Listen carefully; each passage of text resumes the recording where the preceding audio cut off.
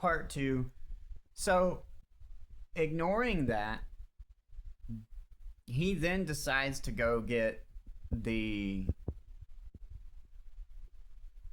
ex wife, which is her mother, involved.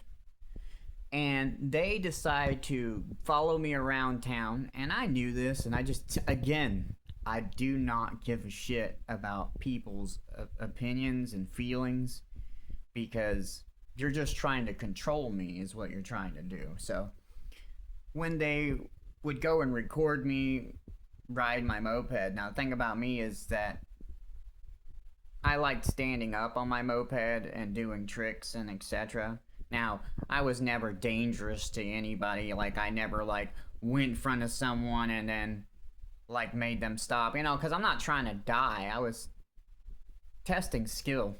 And so, the thing about it is they seen that as dangerous and reckless and all sorts of bullshit. And I never did this with their daughter on my, moped. I wasn't like standing up with her on the like that would be ridiculous and way crazy, and I would never like do that to a person. Um like the extremity of like because I stand up on the seat, it would make no logical sense. It'd be very dangerous, and it would make the person riding feel super uncomfortable. I ain't about that. So the thing is they went and wrote statements to local courthouse, and in addition had officers arrest me at my job. And the charge initially was careless and imprudent driving. Okay, that's the initial. That's what the actual charge is. And but they wrote two statements, and I only remember like part of the statements because I was young, dumb, didn't pay attention. But I remember like how they were boasting about their credibility. We're longtime members of the community. Again, I didn't care, didn't pay any attention to this. Probably should have compared to where it led to, but I really didn't. And so I remember, I think they gave me like community service. I think it was like 200 hours. I don't remember. It was stupid. It was just all stupid. I just let it go in one ear and out the other because I didn't give a shit. Didn't care. Now, in addition to that, the relationship ended because obviously parental pressure in the background that at the time I, wasn't really aware of. But, I didn't think about parents sabotaging relationships. I didn't think about anything like that. I did notice I started getting fired from jobs, but I didn't make the connection. Now, I know you're thinking, oh, well, Michael, you can't just make these assumptions. You're right. I didn't make these assumptions. But as I go on with the story, you'll understand why these assumptions exist now. I found myself getting fired from jobs, being put in positions at jobs that were, to me, that seemed unfair. Like I felt like I was working harder, doing the shittier jobs, and getting paid the same amount as people. And it was consistent, and I just didn't understand it. And on top of that, I didn't have emotional regulation because I had went through a lot of trauma that people weren't disclosed to. And the thing is because of that trauma and because of how people were treating me, it became a regulatory pattern that the world was just basically not out to get me, but mean, uncaring, non-compassionate would be the word. So I just really felt like, fuck, it's heartless. So, and not everybody acted that way. Not everybody at all. Because I obviously I would have never talked to anybody if everybody was that way. And it was just, I felt like I was being targeted. So I kind of just, I did kind of had a bad chip on my shoulder, but then I realized that not everybody did that and I had to slowly learn the difference.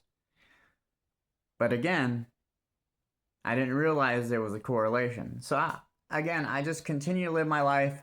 I got into relationships that would gaslight me, that would emotionally destabilize me. In addition to, I had poor emotional control. And not that I was bad or anything, like, I didn't like beat women or nothing like that. Just, I'm also tone deaf. I'll be really fucking loud and people don't understand that, and they don't understand tone deafness around here, or they do and they weaponize it. And when I get later into my story, you'll understand why I say more weaponized than I do misunderstanding. Some people will naturally say, like, I'm fucking loud. But then you'll see the people who try to turn it into I'm aggressive or because I'm just loud. Tone policing is what they call it. And again, didn't know these terminologies, and I just kind of went through life like this. I didn't really have parental guidance. My parents weren't. They didn't make the best choices in life, and so they got a reputation. And then in addition, they just one parent was in states away, probably due to the same stuff that I was dealing with right now, again in the future. And it'll all start to make sense when I get caught up. But these core parts matter.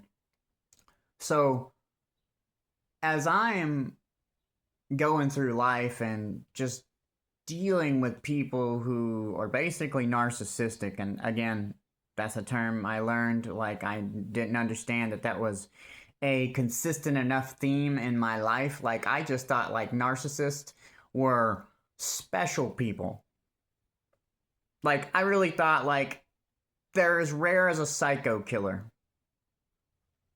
Like, I just thought, you'd be like, okay, that guy murdered 40 people. He's clearly a psycho killer. Oh, that's a narcissist. That the rarity to me was the same. And I also didn't understand the difference between a literal communicator and an emotional communicator. And that's an important distinction to understand, because I'm a literal communicator. So, and it's kind of weird because I was raised by an emotional communicating mother that didn't understand I was a literal communicator. So there was kind of a lot of fucking confusion, and it seemed like most of my conversations would be argumentative because of communication style differences. And again, I didn't know any of this. This is just how I was raised, what I naturally bring into the world, and I just assumed everybody was not necessarily the same, but communicated the same. I didn't think about narrative flipping, twisting my words. None of that ever played a factor in my life, because I just thought I was hard to understand for some reason. I thought maybe I wasn't using the right words, but then it comes to find out a lot of differences. And we'll get to this again. The future seems so far away, and it will, because this is a story, and it is my story, and it has to get out because, again, when you get into the future, you'll be like, damn, all right. So, anyways, being put in that kind of relationship where someone constantly gaslights you, going to jobs where you're being put in shitty positions, you kind of really never had any kind of like peace. Like, I never had any peace. So I had to learn to like detach. Like, detach emotionally, just not give a shit. Because if not, I'd just be overwhelmed 24/7. So I had to like learn an art of detachment, just to get the fuck away from everything. And the thing is I didn't know how to communicate properly because I didn't understand I was dealing with narcissists and story twisters and shit. And so I was taken as, why are you not understanding? So I'm trying to like find multiple angles to explain the same fucking thing. And a lot of people would be like, well, no shit, dude. Comprehension disability doesn't allow me to understand it unless it's explained to me. That's key. So things weren't explained to me, and so I just kind of like internally blamed myself and figured out that I had to, well, it's not figured out. I thought I had to figure out different ways to express to people what they're doing, how I feel. All right, gotta go to part 3.